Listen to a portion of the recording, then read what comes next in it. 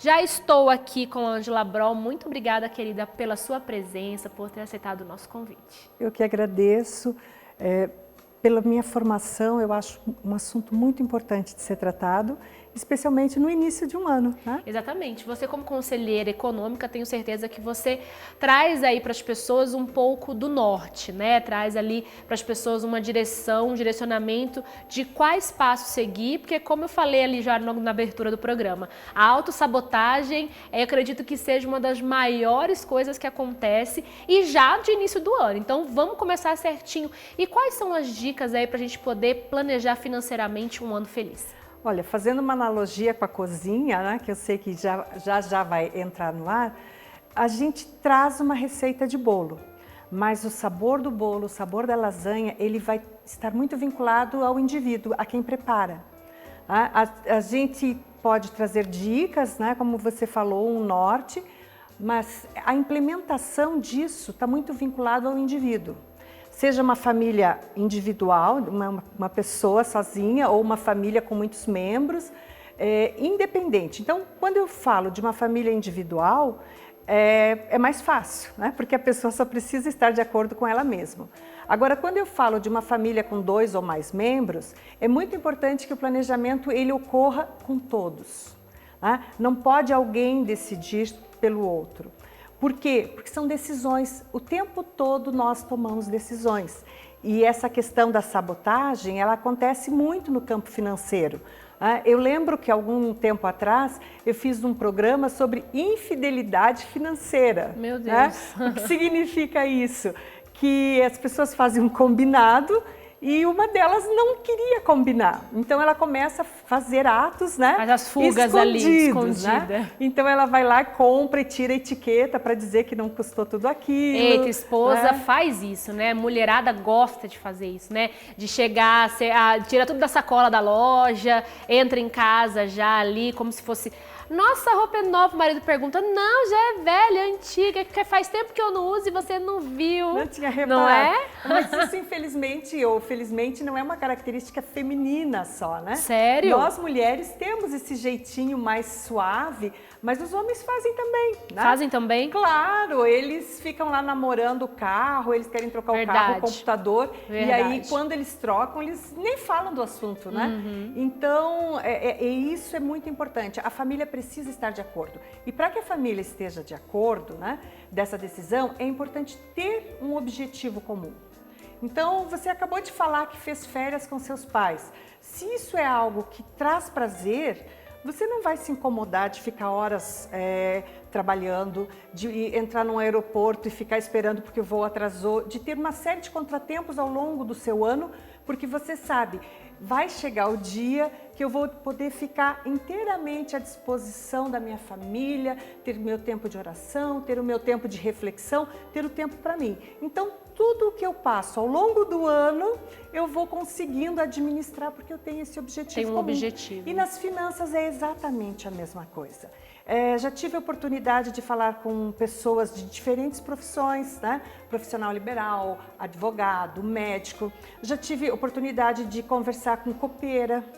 E pasme, a copeira que eu tecnicamente achava que tinha uma condição de maior dificuldade, ela dentro daquele salário reduzido, ela conseguiu dar formação superior para 2 filhos. Olha isso. E ela me disse, não os 2 ao mesmo tempo, porque isso é caro, a senhora sabe, mas fiz estudar um, fiz estudar o outro. Né? Sim. Então, porque isso está vinculado a um plano maior.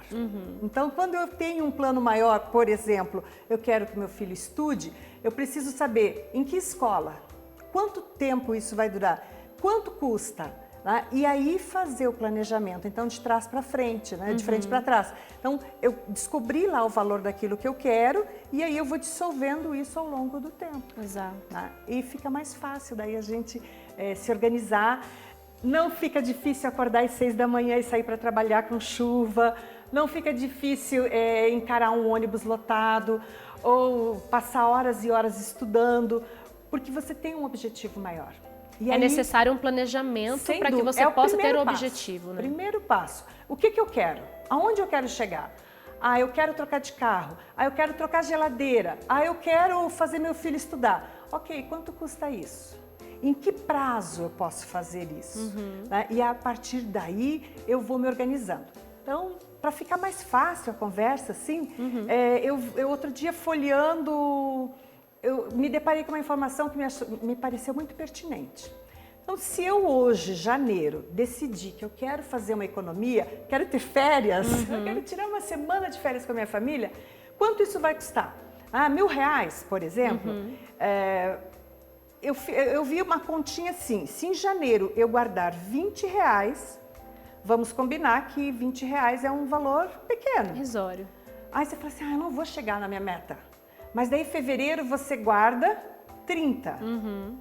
Março você guarda 40. E você vai acrescentando R$10 todo mês ao longo do ano. Sem contar juro, correção monetária. Imagine que você colocou dinheiro dentro lá do vidrinho, né? No final de dezembro, você terá R$900. Exatamente. Tá? Então, aquilo que parece que é inalcançável, pouco, inalcançável, com pouco aí quando consegue. você chegar lá em dezembro com R$900, fora o seu 13º, fora Sim. qualquer outra renda, foi a sua poupança. Exato. Né? Você fala, isso dá uma alegria, de falar assim, nossa, eu consigo. É prazeroso. Tá? Então, se cada um na família fizer isso, tá? Você vai, e por exemplo, se você tem filhos, é uma oportunidade de você ensinar para o seu filho. Algumas pessoas tratam o dinheiro como inimigo, mas na verdade o dinheiro não é nem amigo, nem inimigo. O dinheiro, ele é um fluxo, ele está à disposição do ser humano. Então, é assim como o sangue. Se eu tiver muito sangue, eu vou infartar. Né? Se eu tiver pouco sangue, eu vou também colapsar. O meu organismo precisa de uma quantidade de sangue para funcionar. E assim as relações econômicas. Então, acho que a primeira ideia que eu gostaria de desmistificar é quanto eu ganho. Eu tenho que ganhar mais. Não, eu tenho que primeiro aprender a lidar com o que eu tenho. Né? Se eu tenho um salário de R$1.050, um salário de R$15.000, um salário de R$150.000, se eu não souber lidar com ele, vai faltar. Exatamente. Tá? E então, são esses pequenos detalhes assim que me parece bastante importante que nós já começamos a fazer a reflexão. E aquelas planilhas antigas, né? Eu teve uma fase da minha vida, eu e o amor, que a gente fez muito essa planilha aí, de todos os gastos. A gente anotava todos os gastos. Um cafezinho a gente anotava, uma bala a gente anotava, o estacionamento a gente anotava. Durante muitos anos ali, logo no início do casamento, acho que os primeiros 5 anos, a gente fez muito isso, porque a gente queria trocar de carro, né? Quando a gente casou, a gente queria comprar carro.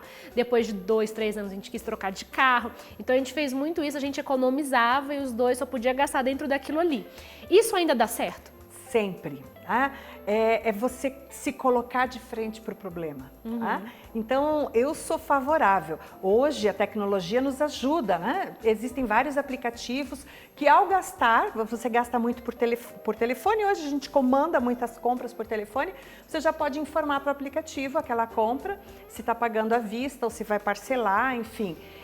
Isso, obviamente, tem... Porque você fez, assim, várias observações muito importantes. A gente tende a desprezar o pouco, o pequeno. Né, eu costumo usar aquela expressão, já que eu me dei o direito de almoçar fora, então eu vou comer uma entrada, um prato principal e uma sobremesa. Caramba, uma sobremesa num restaurante é caríssima. Sim, você faz uma sobremesa para todo mundo em casa. Para todo mundo em casa. Então, você pode se dar o luxo de eventualmente almoçar fora, mas você não precisa comer entrada, prato principal e sobremesa. Sim. Então, aí você fala assim, mas eu vou economizar.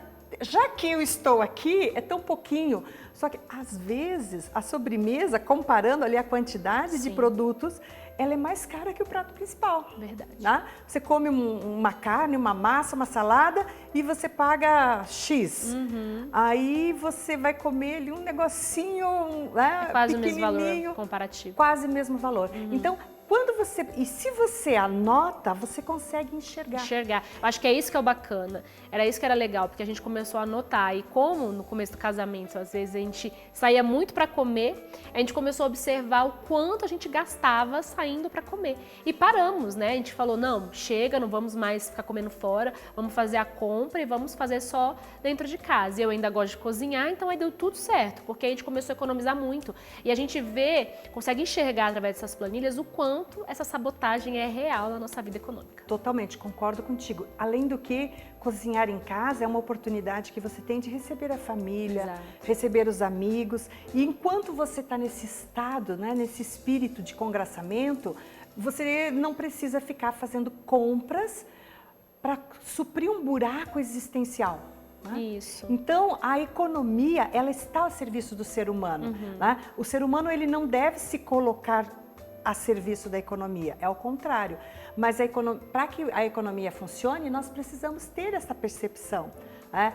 Gastar é necessário, eu não advogo aqui, ganhe 1.000 e economize 800. Não, você precisa sobreviver, você precisa ter os pequenos prazeres, mas você precisa organizar. Então, quando você marca, você vai marcar o gás, você vai marcar o condomínio. Né? Outra questão são algumas despesas que a gente fala assim, isso está dentro do meu orçamento. Então, por exemplo, você falou lá em trocar o carro. Você começa a fazer pesquisa de preço e descobre um carro que está dentro do seu orçamento.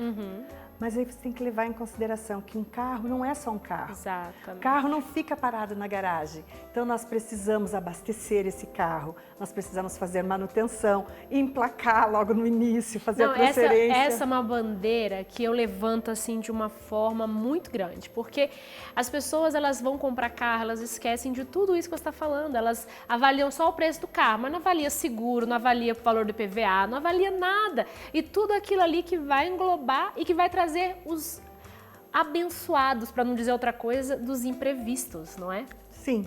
E então, agora, antes de vir para cá, estava dando uma olhada nos números econômicos e assim, é triste a gente começar o ano com esse dado, mas nós temos mais de 14% de brasileiros desempregados. Tá? Então, pode acontecer de que alguém que esteja nos ouvindo hoje esteja numa situação de que, assim, elas estão falando de ter dinheiro e de organizar, mas eu estou numa situação que eu não tenho dinheiro. E aí, como é que eu faço? Eu consigo fazer planejamento financeiro devendo? Eu consigo fazer planejamento financeiro não tendo renda? Tá? E sim, a resposta é sim. Se você não fizer, você vai continuar. O tempo de não ter renda vai ser muito maior. Então, primeiro, a dica que você deu é fantástica. Coloca tudo num papel. Então, tudo que você precisa gastar nessa semana, neste mês, neste semestre, neste ano, coloca ali num papel. Aí você começa a analisar o que é possível adiar esse gasto e o que não é possível. Tá? E quais são as perspectivas de entrada, quais são as receitas que devem ocorrer. E aí eu começo a fazer esse balanceamento. E eu posso chegar à conclusão de que eu vou ficar vários meses negativo, ou seja, não tenho dinheiro para pagar tudo que eu devo. Então, qual é a minha postura? É de procurar a quem eu devo e dizer, fulano, eu sei que eu fiz um acordo, mas coisas aconteceram na minha vida e eu não vou poder cumprir o acordo. Eu quero renegociar. Então, nesse ato, você está mostrando para quem deu crédito a você que você tem uma intenção real. Uma boa fé. Uma boa fé. E você diz, eu quero renegociar dentro da minha capacidade de pagamento. E aí você percebe que isso dá um prazer muito grande, de chegar no fim do dia e dizer, devo, não nego e pago conforme combinei. Exatamente. Tá? Porque você conseguiu. Então, a gente não pode ficar com medo da dívida, né? Não pode cortar a volta de quem a gente está devendo. Na verdade, o importante é que a gente encare isso. De frente, não De frente, adianta fugir, né? tem que faz parte da entender. minha vida. Né? Ninguém sai de todos, casa... De todos, desde o grande empresário, ao comerciante, ao funcionário, ao desempregado, de todos, né, Ângela? Fazendo um paralelo com o trânsito, ninguém sai de casa para ter um acidente de trânsito. Sim. Agora, se você sai de casa e você, por uma infelicidade, tem um acidente de trânsito, você prestar socorro à vítima ela ameniza a sensação de culpa e do ponto de vista jurídico, né, você vai ter a sua pena reduzida. Tá? Então, isso funciona também para os outros compromissos. Né? Eu estou com dívidas em atraso, ótimo, vou procurar para quem eu devo e vou tentar buscar essa negociação. E aí eu vou dizer para a pessoa, e não vou assumir um parcelamento maior do que aquilo que eu posso, né? E eu vou ser muito franco, falar, olha, eu tenho toda a vontade de pagar, mas eu não estou, né? Aconteceu, e mais, eu tive um imprevisto, eu fiquei numa situação delicada, isso não é vergonha, é uma situação. E aí eu tirar o aprendizado, o que significa, à medida que eu for colocando as minhas contas em dia, que eu voltar a ter salário, que eu voltar, né, para uma vida financeira mais confortável, eu começo a fazer uma poupança. Porque é muito importante que cada um de nós, né, a gente reconheça, através da listinha, qual é o mínimo que eu preciso para viver. E desse mínimo que eu preciso para viver, eu vou planejar pelo menos 6 meses. Então vamos imaginar que o mínimo para eu sobreviver é R$750. Eu preciso ter guardado numa poupança ou numa outra aplicação o equivalente a 6 meses. Por quê? Se eu passar por qualquer situação constrangedora, eu tenho garantido a minha sobrevida por 6 meses. Uma reserva. Aí você fala assim, puxa, mas é muito difícil. É difícil, mas se nós trabalharmos com o exemplo que eu acabei de dar da economia iniciando por R$20, num ano, então você vai demorar 6 anos para constituir essa reserva. Mas em 6 meses você já adquiriu disciplina. E aí economizar não vai mais ser por 6 anos, você vai ter a prática, né, habitual. Eu vou sempre economizar, porque se eu não precisar, pode ser que alguém que me é muito caro precise. E que legal a gente poder ajudar, né? Ajudar um filho, ajudar um pai numa situação dessas. Então isso dá uma gratidão, traz uma gratidão de nós mesmos para com as pessoas com que a gente gosta. Exatamente. Ângela, muito obrigada pela tua presença aqui, sei que foi de muita valia, porque nós não falamos só, como você já deu muito bem o exemplo, não falamos só de quem está empregado, de quem tem uma condição financeira, falamos de quem também está no aperto, está começando aí um ano novo também no aperto, que é possível sim você se planejar, você se estruturar de uma forma que você consiga enxergar e procurar sim quem você está devendo, procurar sim aí enfrentar ali ó, cara a cara, não adianta fugir. Você tem que entender e saber que vai lá, faz o que tem que fazer, conversa com seus credores aí que estão aí, você está devendo para eles e com certeza você vai poder aí também, com a ajuda de Deus, sair dessa situação em qual você se encontra. Obrigada, Ângela querida, Deus abençoe. Eu que agradeço pela oportunidade e espero que as pessoas que estão nos ouvindo, né, sejam tocadas por essa mensagem positiva, de que com fé tudo é possível. Tudo é possível. E com as dicas da Ângela também mais do que possível. Então, aproveita as suas dicas aí e faz um bom ano econômico para você com muito planejamento.